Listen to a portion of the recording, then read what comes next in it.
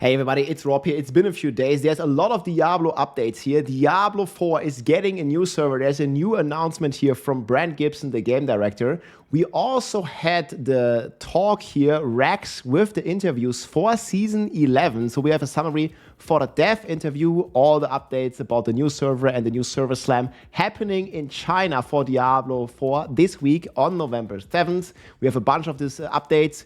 I also have an interview coming up with the devs here tomorrow on Thursday. And we also prepared a bunch of questions. We're also going to be live streaming this here on YouTube. This is going to happen November 6th, again tomorrow at 11 a.m. PST. So stay tuned for that. We also gathered a ton of questions. But today, Rex already had the interview with them, and I have the summary here. And on top of this, there's a live event happening where there's more chaos waves spawning in the game as well. The infernal hordes are getting blazed with Compass to Carnage. So a lot of news to cover. Let's start here with the interview. So Rex had an interview here with the Hoodie Gang, with Colin and Zaven here, and they talked about 2 hours about all the potential stuff that's coming into Diablo, a lot about the philosophy, and I'm just going to have the quick summary here. For the full interview, I'm going to link Rex's channel. This was live streamed there, so make sure to check that one out as well. The first big thing they mentioned, and we're only going to be focusing on the big things, that there is a big potential for more torment tiers coming into the game. Colin mentioned here, because they did rework the res and the armor system, that this basically sets them up to add more torment tiers in the future. And in this interview, he mentioned that there is a potential of 8 torment tiers. Obviously, like, the number might change and stuff, but this is looking pretty interesting, and I'm all for it, having more difficulty, more torment tiers, and also hopefully more rewards going forward. Then they talked a lot about the philosophy, and I listened very carefully because I don't want to, like, overlap with all the questions, that I'm going to ask them. So I listened very carefully, and I already adjusted a lot of my questions that I'm going to ask in my interview here tomorrow. So they did, for example, talk a lot about the doors in the game, like how annoying it is to click the doors. And some people want to completely remove the doors, and I'm very much on that side as well. But right now the philosophy is they want to make all the door animations faster, and they already did that in the PTR to a degree. And, like, for example, the horde door, like, the time it takes from when you're done a horde run, and then you go into, the Bartok guy, you definitely, see the change, that this is becoming much faster going forward. They talked about masterworking and tempering. Potentially, they are going more into the gaining and affix and making it into a greater affix, make it maybe more exciting than it was on the PTR. However, to me, it was not clear if this is a change that they want to do for Season 11 already, or if this is going to be in the future. They also talked about sanctification. They didn't really talk about the bricking much, but they said they can't make this too insane with the leaderboards in mind. So I'm hopefully in my interview I can go a bit deeper on this, and specifically I want to ask a bit more about the bricking, and also the expectations with the system, and just a bunch of stuff here. I formulated the baseline questions here, allow us to modify items after that and stuff. Maybe I can get a bit more into that, because I think that topic was a bit short. And they also did talk a lot about the tower and the pit, that this separation needs more time. I don't think it's done perfectly yet, and also it's in the beta feature right now, so there's a lot more stuff they want to do there. They mentioned, I think it was also Colin that he mentioned, there might be some themes that influence how the tower is gonna be played each season. They do want to focus on the support characters and making more synergies in groups. We've already seen the first iterations of this in the PTR, where there's just more group synergy in general.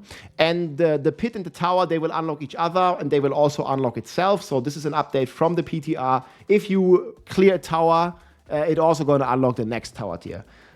They did actually announce that they're going to make long-term, not for Season 11, but they're going to have a solo self-found mode in the game at some point. They said soon TM, don't expect it for Season 11, but they're actively working on implementing a solo self-found mode into the game. That's going to be pretty cool.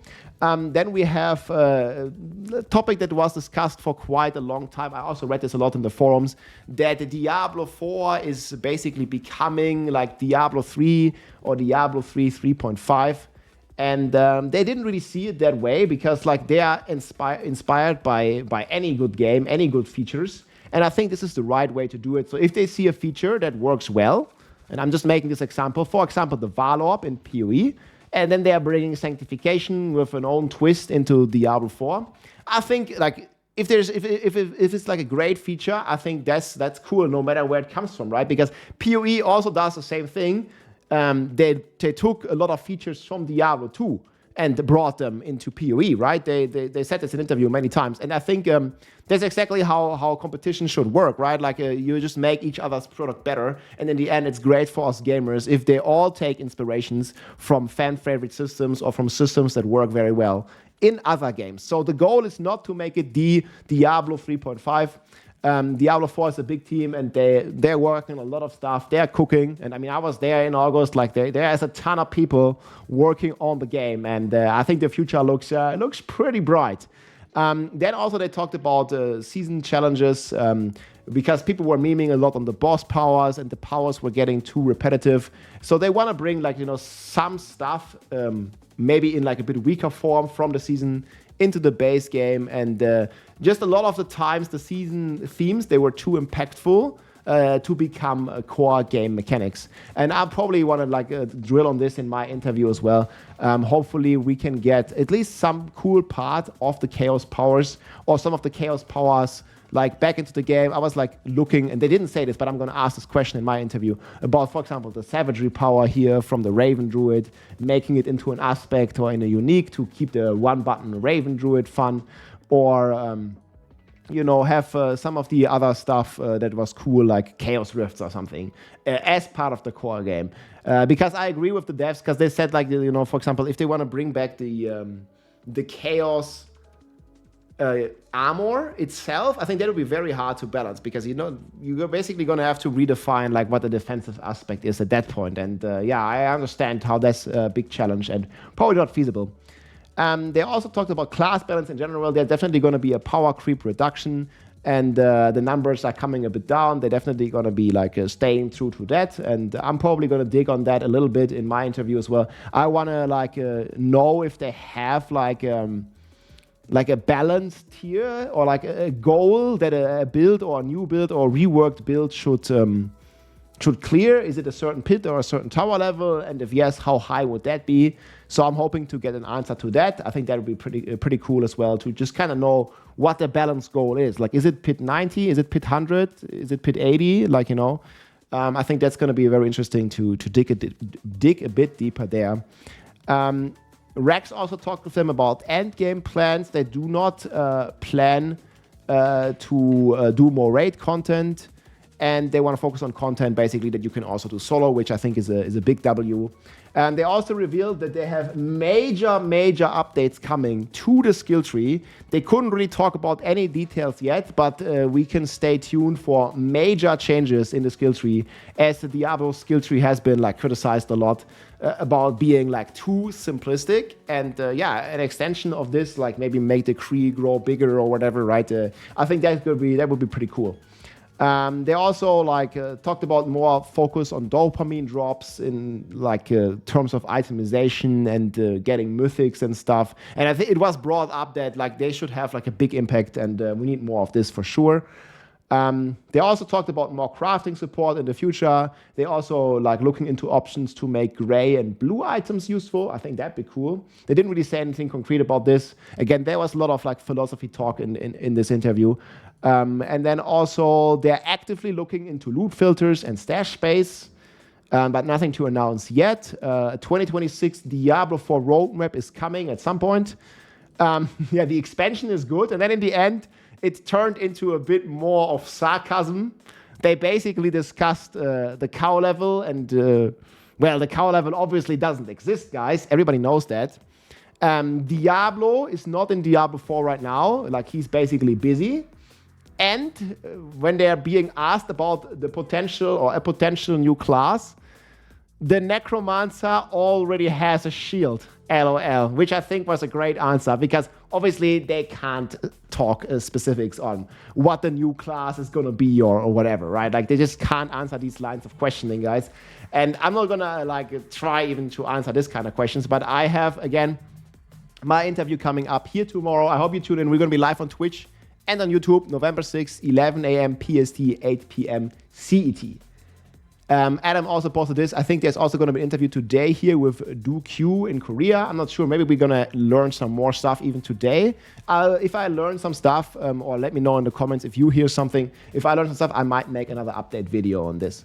Then in other news, guys, there's a server slam happening in Diablo 4. Many of you don't know, the game is not out in China, and all the Chinese people have been playing on the Western servers, on the Europe, American server, and they had to use a VPN. But now, guys, there's a brand new trailer, there's a server slam, and there is a lot of hints, I think, in this trailer, specifically around the date when the full Chinese release happens. So they're basically like publishing the game together with NetEase. They have like a long partnership that they recently renewed. And they're going to be releasing the game in China. And listen to what the game director here says. And I think this may have some implications for a potential expansion announcement soon TM. It's just 1 minute here. Hi everyone, I'm Brent Gibson, game director for Diablo 4. I'm thrilled to share some incredible news. That's right. Diablo 4 is coming to China. China #1. Very soon, players across China will be able to join us in the eternal conflict against the Burning Hells. First, starting November 7th, we will open a limited time public technical test. Everyone in China will be able to experience the opening act of Diablo 4 for free. Free, boys. And those who join us will earn exclusive in-game rewards. Hell yeah. Then, on December 12th, Diablo 4 will launch officially in China, marking the beginning of a new chapter with even more surprises waiting for you on that day. Did you hear that? We're gonna listen to this one more time, because there is the date is the same date as the Game Awards are happening. Even more surprises waiting for you on that day. They said like there's more surprises waiting for you on that day. So it's launching on the 12th in China, which is the 11th in America. And also what's happening on that date is the Game Awards. And they have historically announced, like, I think a new class at the Game Awards and stuff. And I think this is a pretty big stage. Again, I was already expecting this at Gamescom in August. But I think it makes a lot of sense to announce it at this stage here, December 11th, especially because the dates, like, they coincide. Like, they're going to release the full game on China, and they're going to, like, you know, like, you can now pre-order the expansion or something for the Christmas sales. And then I would think the expansion is coming somewhere around April or something, like maybe early summer. I think it makes a lot of sense to announce this early and to have the Christmas sales pre-orders for the expansion. And I'm also hoping to see, like, a class reveal at some point here. I think that would be very, very cool. And yeah, we'll just listen to the rest of this. But that is a very strong hints, like how the way he says it. Exclusive in-game rewards. Then, on December 12th, Diablo 4 will launch officially in China, marking the beginning of a new chapter with even more surprises waiting for you on that day. More surprises. You can find all the details on the official Diablo 4 China website. More surprises. We've witnessed the fall of Lilith, Dang. the end of the Harbinger of Hatred, but this is only the beginning. That's right. Darker powers stir, and we need the Chinese heroes to join our ranks in the fight against the Burning Hells. We can't wait to stand by you in the battle to come.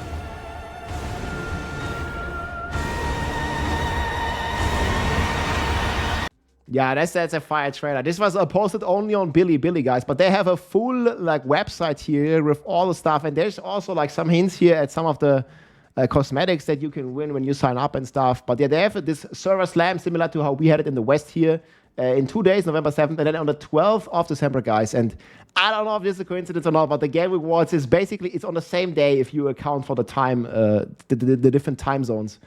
And they're talking about a new chapter and new like evil awaits and more information on that day. So I was like maybe thinking now, my Twitch chat here suggested this live. Maybe I'm going to ask this question here to the devs tomorrow. Like, should Diablo fans be watching the Game Awards on the 11th? Yeah, anyways, guys, there's like a lot of exciting stuff happening. Again, the interview is tomorrow, and today there's also an interview here. And then you also have like a bunch of like Q&A stuff here for these Chinese servers. And we have this Infernal Horde Blaze event. It was like kind of weird that this got announced so early. So they announced this a few days back. I didn't even notice this, that there's going to be like increased chaos waves in the Infernal Hordes. You get more compasses, increased chances, more cinders and stuff. But this is quite a bit in the future. This is end of November is when this event starts. I just wanted to let you know. But yeah, I'm super excited, guys. Hopefully you guys have been updated and you're tuning in for an interview. We'll live stream it on Twitch /Rob2628 and right here on the YouTube channel. I hope you enjoyed, my friends. And yeah, I will see you here tomorrow. Let's go, GG. If you like this video, make sure to subscribe, leave a like or a comment. I'm also live on Twitch almost every day, so come and say hi.